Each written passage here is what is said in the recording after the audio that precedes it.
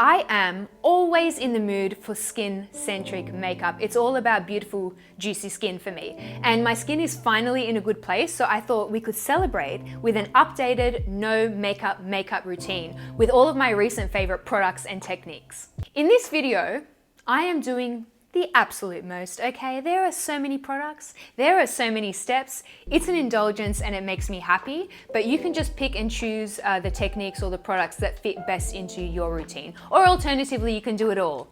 High five, we're extra. So this look is very skin focused. So let us start with some good skin prep. Dermaplaning.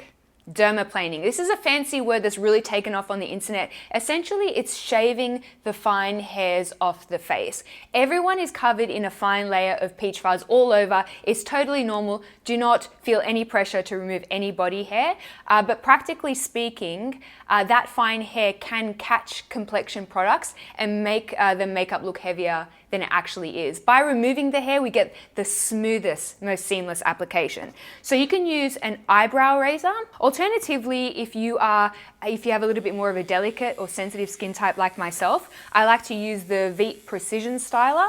This is essentially like a precision clipper, and it will clip the hairs without irritating the skin at all. No, it does not make the hair grow back any thicker. That is a total myth. If you have any other questions about dermaplaning, I actually did a whole video about it and I shall link it on the screen. Continuing with our skin prep, you guys know that I have an ongoing obsession with jelly moisturizers and jelly masks. I just find them so quenching. It's my favorite variety of skincare.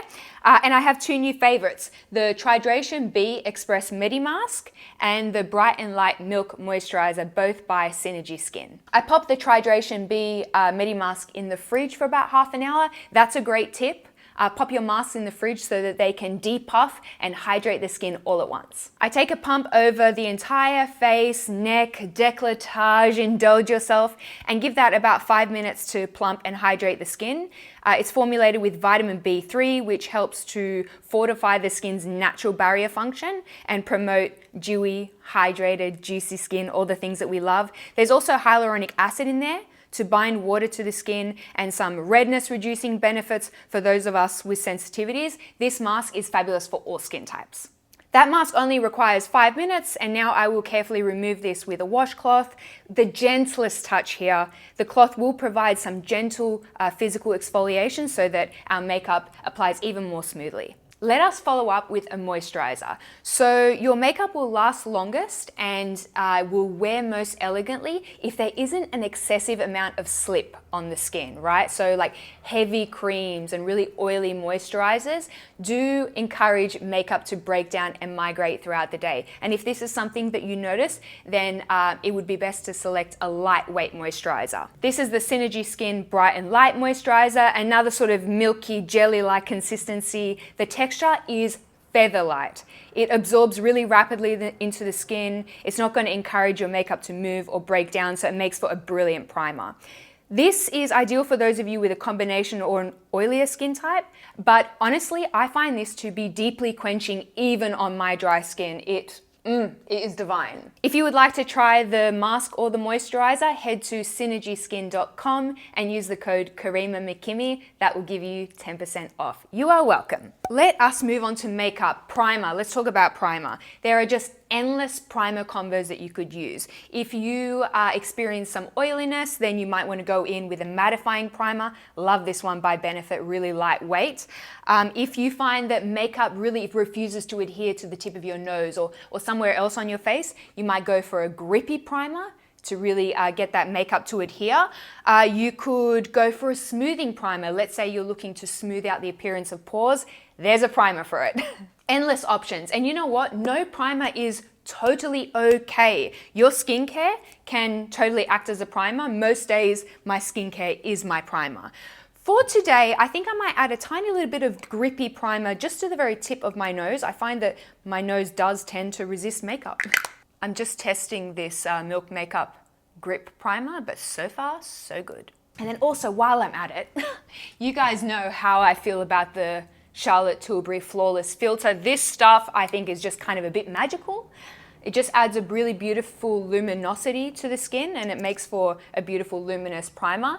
I typically wouldn't recommend anything that has too much reflect in a no makeup look because it can read as makeup. But this, I think, is so, Flawless Filter is so beautifully formulated that it really doesn't read as sparkly at all. And I'm going to apply very sparingly. So onto foundation. I think it's most important that you select a foundation that is suitable for your skin type so that it wears elegantly throughout the day. Select a foundation that really looks like skin on your skin. So I did actually a video recently where I went through some of my favorite skin-like foundations. I'll link that on the screen. I think today I might go with the SUQQU Nude Wear Liquid. The texture is just whisper thin. You almost feel like it's not doing anything to the skin until you take a step back and you think, oh, actually I've got a bit of coverage on. It's just so, it sits so close to the skin, it's so skin-like. SUQQU. I mean, everything SUQQU does is exquisite. I like to focus the foundation on the areas where I need it most, which tends to be the central portions of my face. I get a little bit rosy. And then blend outwards, creating a very thin layer on the outer portions of the face. For you, you might find that you have like pigmentation around the mouth or the jaw. That's where you would start, and then feather out. The goal here isn't to achieve perfect skin, right? For this look, it's more about your skin, but just a little bit more even. And then regardless of what foundation or what application tool you're using, I think my fail-safe method and technique to achieve the most believable skin-like base is to finish with fingers. Just do a little finger dance around the face. This will correct any brush marks. It will help to prevent settling because this will just kind of remove any excess product, particularly where makeup wants to settle, like in the smile lines or around the eye area. And there is nothing like fingers for really melting products into the skin. Okay, onto concealer. So I like to select a medium coverage concealer. I really enjoy, for example, something like the Too Faced Born This Way. I love this concealer, but it is a higher coverage concealer. And sometimes when you have that really opaque concealer under the eyes and an otherwise bare face, that contrast can be a little bit jarring. So I won't be using that one today, even though it's a fabulous concealer. I think I might go for the Armani Luminous Silk Concealer. Look, Luminous Silk foundation is iconic, and I think this concealer does the line justice. It's very skin-like and a little bit on the dewy side, so great for drier skins. I'm going to apply that in any areas where I feel like I've got a little bit of redness or a little bit of discoloration. If you have blemishes or pigmentation to conceal, I would be doing that with a spot concealer, something like the Laura Mercier Secret Camouflage or the Kevyn Aucoin Central Skin Enhancer, and really going with a fine tip brush to erase those little blemishes. Right now, I don't have any. If you've been following my Accutane journey, you'll know what a struggle it's been and how pleased I am to finally be at this place. Also, just because I'm a little bit extra, the Armani High Precision Retouch is a fabulous illuminating concealer. So this is more about shadows. So observe your face and kind of see where those shadows lie. I get a little bit on the side of my nose here, and this will just kind of almost Instagram filter my face and just brighten it up a little.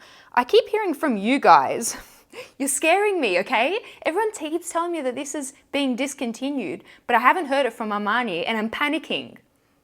Because this stuff is the best. Nothing like it. Shadows be gone. I like to conceal just under the lip line here.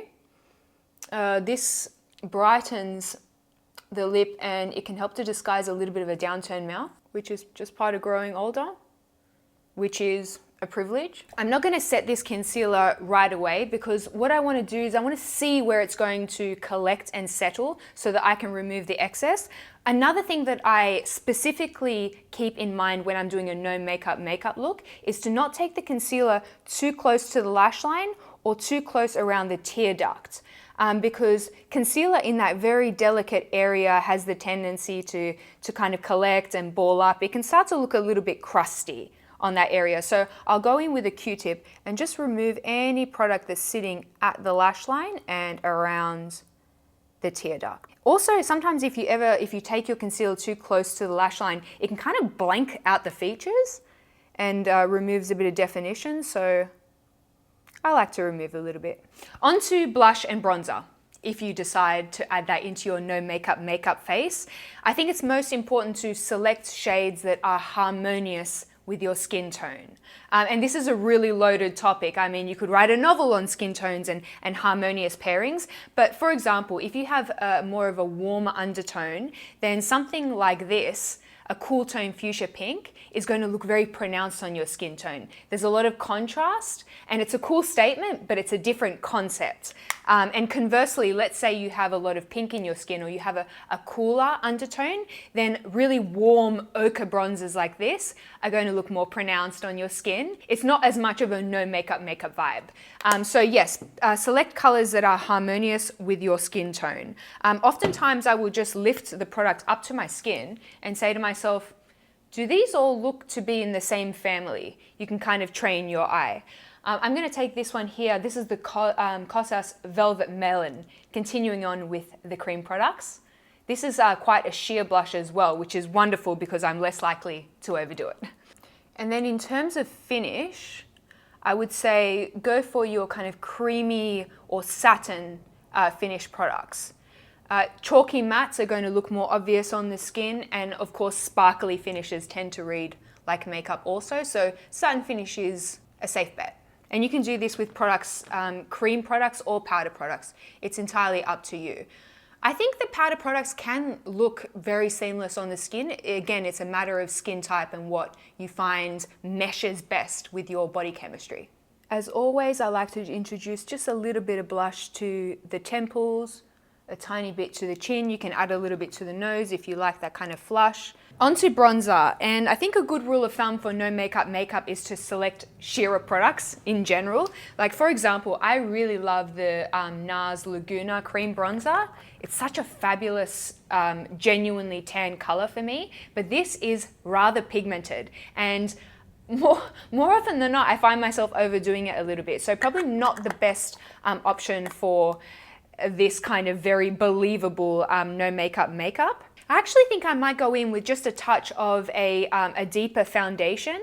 I often like to use darker foundations for bronzing and kind of sculpting purposes because they tend to be a little less warmer than a lot of cream bronzers on the market, and they will provide a little bit of coverage, and they mesh beautifully with the existing foundation on your face. They're just so many benefits.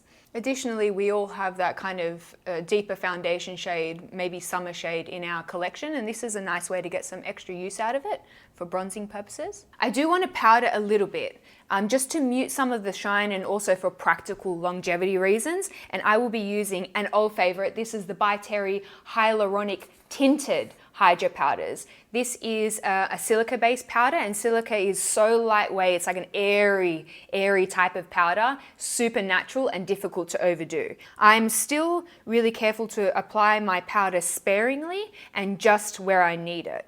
So I like to use a little bit of a smaller, this is actually an eye brush, a smaller brush so I can just powder, precision powder where I need it. I like to do under the eyes. I like to do on the outer corner of the eye here because no doubt that's where my mascara tends to smudge. I like to powder the brow bone because I notice I've got a little bit of skin texture there, and muting it with the powder makes the eye area just seem a little bit smoother. I think I'll do a little bit on my forehead here. Even if you have an oilier skin type, I would still say that precision powdering is the way to go. For an oilier skin type, you could use a mattifying primer where you need to. You could use a setting spray and then precision powder. And using that three-prong approach will give you a more skin-like, more no makeup feel than just overloading on the powder. Every time I use this powder, I'm wowed by it. Oh gosh, it just is invisible on the skin. Okay, for the eyeshadow, I want to do some kind of subtle definition and contouring. And for that, I would be selecting eyeshadows that are either neutral or lean a little bit cool. Because the natural shadow, if you look at the kind of natural shadows on your face, they're a little bit of a cooler tone. Whereas if you go for like a warm orangey eyeshadow, it reads like makeup. You could use something like the Charlotte Tilbury contour wand through the socket if you've got something like that at home. You could use like a cream eyeshadow. I really love this shade actually, the Maybelline Dusk Doll. It's got kind of a little bit of like pinky taupe, and I've got a little bit of pink in my skin, so I think this would look quite natural. I'm going to take that through the socket, but keep the edges really soft. Might take that a little bit underneath the eye here too, very lightly. Subtle is the name of the game. Perhaps an odd observation, but have you ever looked at a toddler's eyelids? Because I have, and they tend to have like just lightly dewy eyelids. It's a very youthful look, and I wish to recreate that. I'm going to use the Perez Vanilla Highlighter. This is a super glossy highlight, so I'm going to apply sparingly. Focusing on this vertical plane above the iris, but then tapping out a little bit. I actually don't think that I need, well, maybe I'll add a little bit, but I don't think I really need any highlight elsewhere on the face, because that natural luminous complexion coming from all that skin prep and all those beautiful base products, it's enough. But a little bit more won't hurt me. All right, let's curl the lashes. I like to labor a little bit over my lashes for this kind of look to get that really dull-eyed, perfectly curled look. So first of all, I comb my lashes to make sure that they're not doing anything unruly. Make sure all the lashes are between the lash curler. I'm going to do a few light pulses at the very base of the lash. Be careful, don't pinch yourself. Then I'm going to allow the curler up a few mil, do another little pulse, up a few mil, do another little pulse. Look, it looks scary. It's a skill that one hones. And the idea here is that we're trying to create a C curve as opposed to a lash that just goes, ah. I know that some of you are very attached to eyeliner, so let's do a little bit of eyeliner the no makeup way. I'm going to take Bobbi Brown Patina ink. So this is actually not black, it's sort of like an off grey. And I'm taking this on a very small, flat push brush. We are going to take this underneath the lashes right into the tight line. And the brilliant thing about this eyeliner technique is that it gives the eyes so much definition in a way that is completely invisible. And this will give the illusion of, a denser bed of lashes, which in turn makes the lashes look better.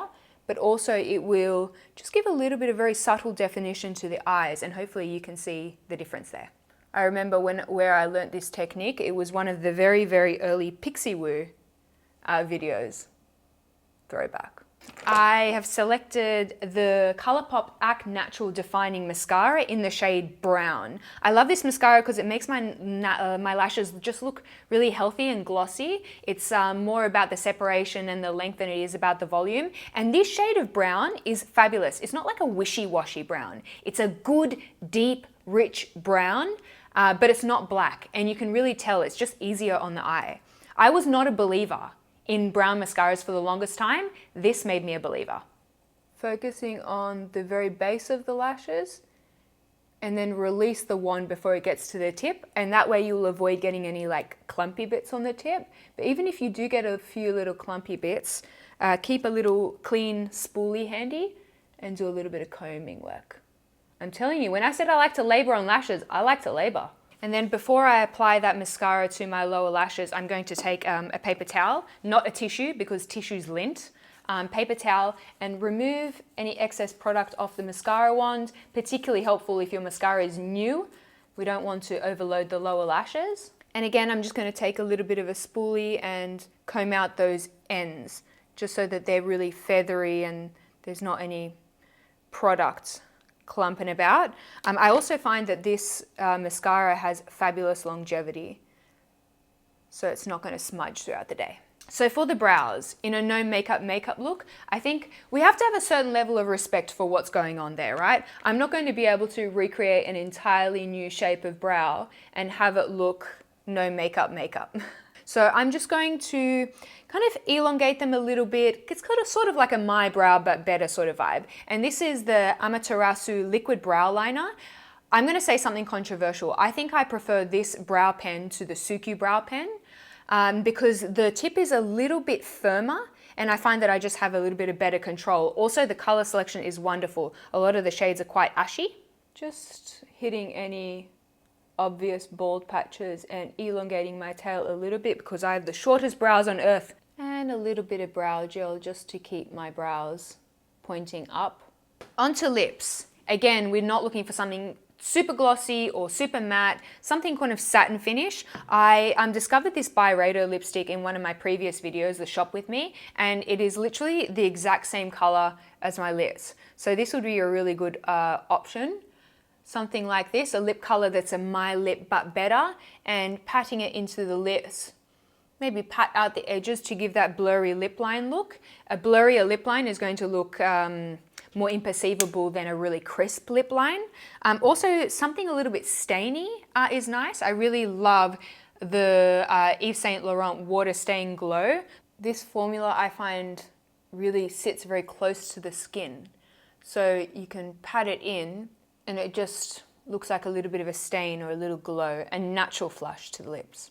If you wanted to do a little bit of lip liner, some strategic lip liner, it could work. And instead of doing like a hard, firm line on the lip line, instead you can do little circular motions. And that will give you a softer lip line. Also, using a blunt pencil can give you the same effect. Little circles around the edges, just to maximize the lip line. I applied powder very sparingly in this look, so just to give my makeup that extra longevity, I'm going to finish off with a setting spray. This is not a hydrating mist. This has actual film-forming ingredients that helps your makeup last longer.